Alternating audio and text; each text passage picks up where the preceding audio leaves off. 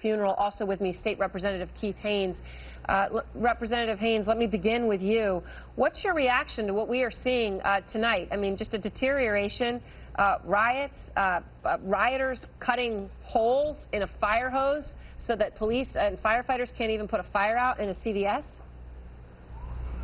Yes, that's my understanding. That is correct.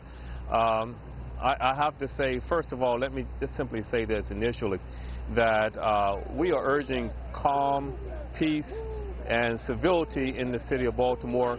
We understand that emotions are running high and that people are frustrated and outraged, but violence is not the answer, so we are asking for calm at this moment.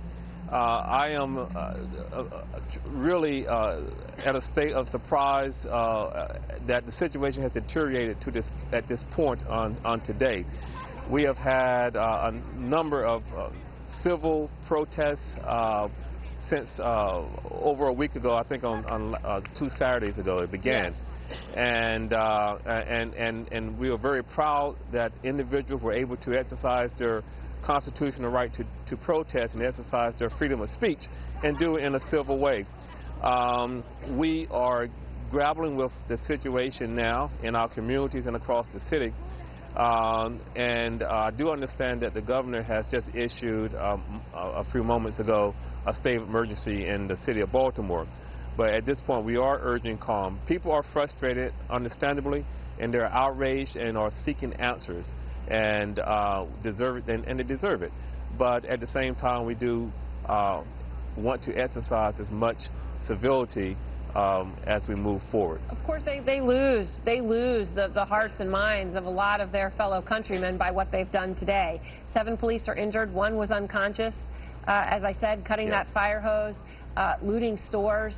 I mean, what they've done is pretty horrible.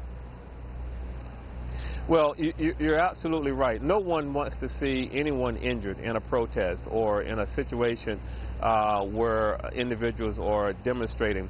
And to see, I think, 7 police officers that have been injured, I think 1 is unresponsive, and several cars that have been set afire, is not the answer. And it's not the direction in which we as a community, my legislative district, or the city, I would say, will want to move into. I am hoping that with all the community leaders, all the legislative leaders across this city, all the religious leaders across this great city, and I'm joined with one of the greatest leaders here in the city of Baltimore, Pastor Jamal Bryant, that we can to do whatever is necessary to exercise calm among those that are causing the problem. And let me simply say this.